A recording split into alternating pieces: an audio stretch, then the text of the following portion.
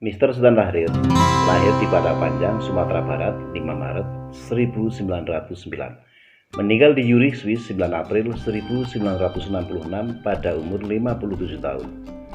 Tahrir adalah seorang intelektual, perintis, dan revolusioner kemerdekaan Indonesia. Setelah Indonesia merdeka, ia menjadi Perdana Menteri pertama Indonesia, menjabat Perdana Menteri Indonesia selama 2 tahun. Dia meninggal dalam Bangkasingan sebagai tawanan politik dan dimakamkan di Taman Makam Kalibata. Pada tahun 1929, Tahrir berangkat kuliah ke Belanda. Di sela-sela kuliah, Tahrir ikut aktif dalam gerakan buruh, bahkan waktunya lebih banyak digunakan untuk gerakan ini dibandingkan untuk kuliahnya.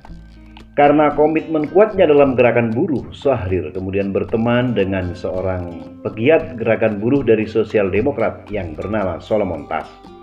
Pertemanan Tahrir dan Solomon Tas semakin hari semakin erat walaupun mereka berbeda agama. Tahrir yang seorang Muslim dan Solomon berasal dari keluarga Yahudi. Keakraban mereka tidak hanya dalam aktivitas gerakan buruh saja, namun hampir menyerupai saudara. Hingga suatu hari Solomon mengajak Tahrir untuk tinggal di apartemen Solomon bersama istri yang bernama Maria. Di apartemen tersebut tidak hanya ada Tahrir dan Solomon, tetapi selain ada Tahrir, Solomon juga ada Maria, istri Solomon, kedua anak Solomon, dan satu orang wanita, yaitu yang bernama Judith, adalah teman dekat dari istri Solomon. Ketika Tahrir datang untuk tinggal di apartemen Solomon, rumah tangga Solomon dan Maria sedang dalam masalah. Hal ini dikarenakan Maria merasa kesepian selalu ditinggal Solomon beraktivitas di luaran. Juga karena Maria mencium gelagat hubungan tidak sehat antara Solomon dan Judith, dan Maria merasa terhianati dan tersisihkan. Kehadiran Tahrir sendiri bagi Maria bagaikan dewa penolong, karena selain ramah, Tahrir memiliki kecerdasan, murah senyum, dan humoris, sehingga setiap ada kesempatan Maria selalu mengajak Tahrir untuk bercakap-cakap. Lama-kelamaan, Maria mulai melupakan masalah rumah tangganya. Bahkan seolah menemukan nuansa keceriaan baru bersama Tahrir. Dan justru berbalik 180 derajat, sekarang Maria seakan merelakan hubungan Solomon dengan Judith. Pada akhirnya, Maria dan Tahrir seolah seperti orang yang sedang berpacaran. Hubungan Maria dan Tahrir sebenarnya diketahui Solomon yang masih suami Maria. Namun Solomon seolah tidak mau tahu. Bahkan pertemanan dengan Tahrir tetap terjaga dengan baik. Kegiatan dalam organisasi juga baik-baik saja, bahkan persahabatan Solomon dan Tahrir semakin erat saja. Setelah 2 tahun di Belanda, Tahrir kembali ke Indonesia. Di Indonesia, Tahrir aktif dalam gerakan Organisasi Pergerakan Pendidikan Nasional Indonesia, PNI, bersama Muhammad Hatta.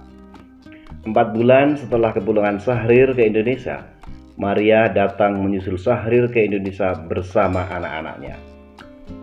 Tanggal 10 April 1932, di sebuah masjid di kota Medan, mereka menikah secara Islam, tentunya setelah Maria menjadi mu'alaf. Dan setelah pernikahan, Tahrir dan Maria tinggal di Medan bersama keluarga Tahrir. Keluarga Tahrir menyambut hangat kedatangan Maria. Ini yang membuat warna kebahagiaan keluarga kecil Tahrir makin terlihat indah. Namun, permasalahan pernikahan beda agama dan beda negara mulai muncul hanya sebentar setelah pernikahan. Yang pertama yaitu gunjingan dari orang-orang Belanda yang tinggal di Indonesia. Mereka berkeyakinan kalau wanita Belanda memiliki kasta lebih tinggi dari lelaki Indonesia. Orang-orang Belanda menganggap risih Maria karena menikahi inlander. Yang kedua, ulama menganggap pernikahan Tahrir Maria tidak sah karena ada desas-desus bahwa proses perceraian Maria dan Solomon belum benar-benar tuntas. Ketiga, polisi menyelidiki Maria karena perceraian dengan Solomon Tas yang belum tuntas 100%. Kebahagiaan Tahrir dan Maria hanya berlangsung 5 bulan saja karena Maria harus dideportasi ke Belanda oleh polisi Belanda. Tak lama setelah kepergian Maria, Tahrir ditahan dan dibuang ke Bovendigul karena gerakan perlawanan terhadap Belanda. Untuk melampiaskan kerinduan, Tahrir dan Maria hanya saling kirim surat. Sampai Perang Dunia Kedua dan Perang Kemerdekaan. Setelah itu, mereka kehilangan kontak.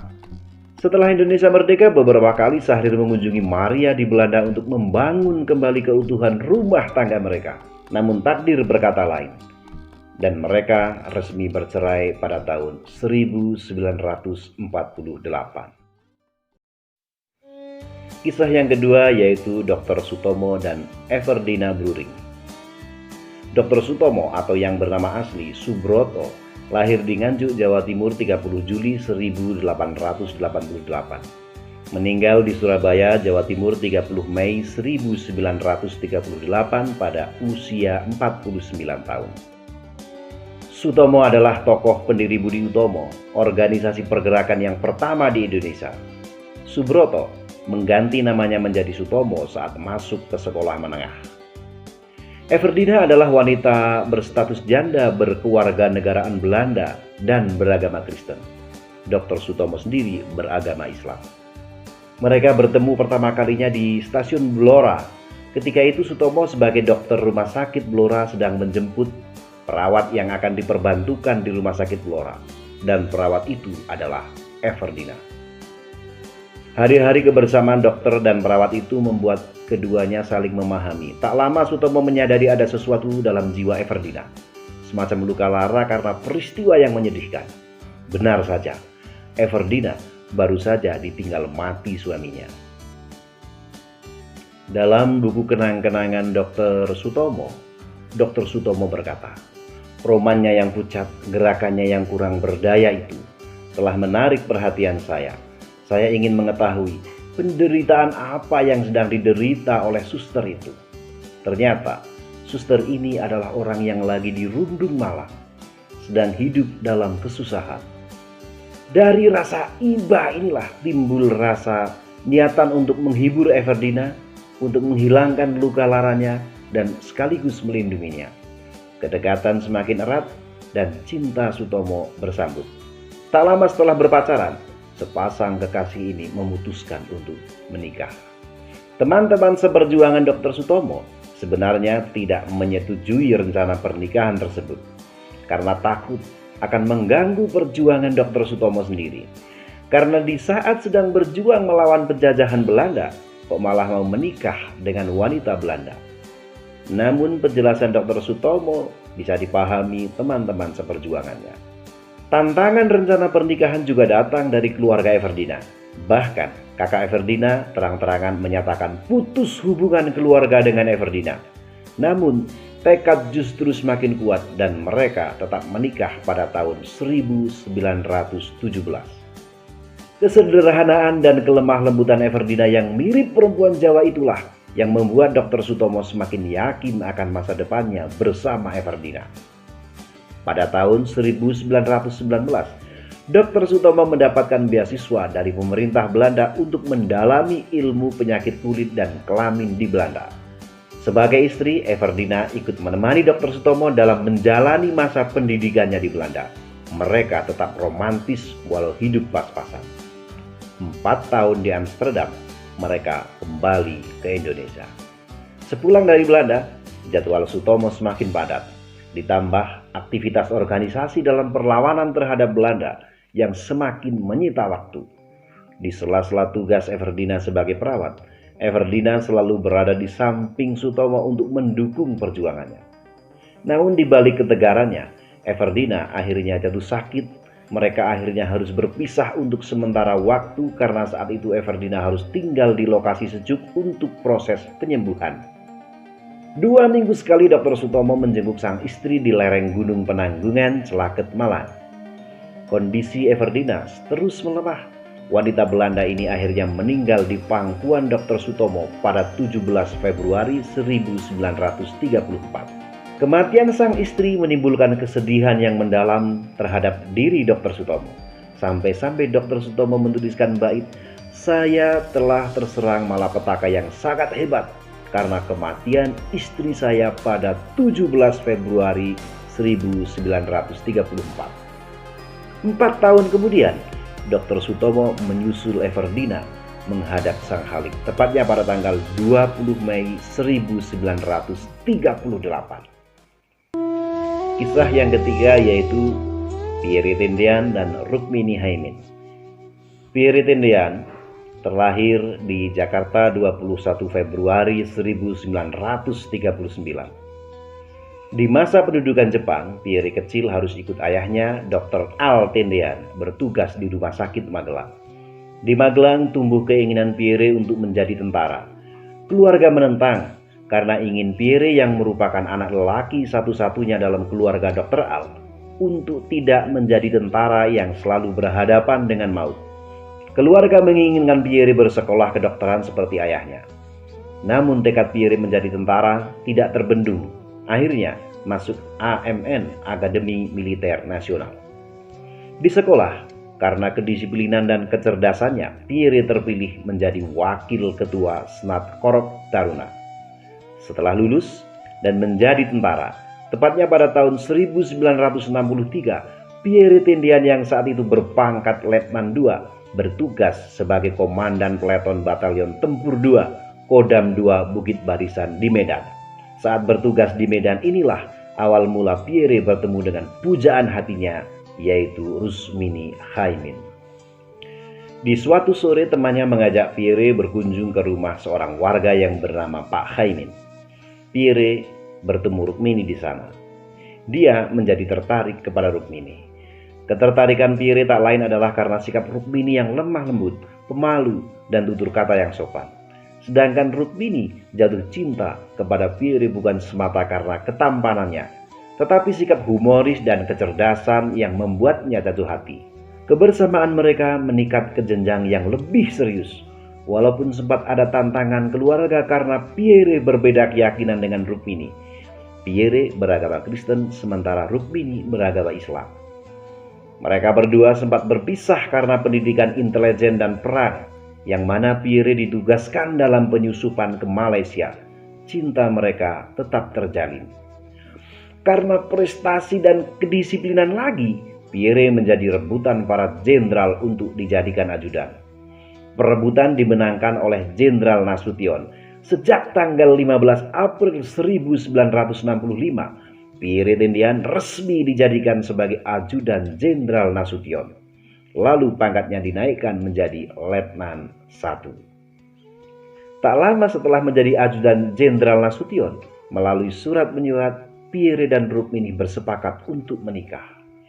Ketika menemani Jenderal Nasution dalam perjalanan tugas ke Medan, Pierre melamar Rukmini. Keluarga Rukmini menerima dan bersepakat pernikahan akan dilangsungkan November 1965.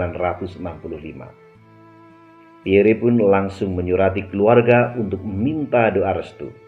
Keseriusan Pierre dalam untuk menikahi Rukmini memang bukan main-main. Untuk menambah biaya pernikahan, bahkan setiap malam Pierre mengambil kerja sampingan sebagai sopir traktor, meratakan tanah pembangunan proyek Monas. Pierre juga sibuk mencari rumah kontrakan yang akan ditempati setelah menikah. Sebelum kejadian berdarah 30 September 1965, Pierre sempat mengirim surat kepada keluarga jika ia tidak bisa pulang saat perayaan hari ulang tahun ibunya. Karena dalam keadaan dinas, ia berjanji akan mengucapkan selamat ulang tahun lewat telepon. Sebenarnya, ketika terjadi pengepungan rumah Jenderal Nasution malam 30 September itu, Pierre tidak dalam tugas piket. Dia telah menyerahkan tugas jaga kepada komisaris polisi Hankam yang bernama Mansur.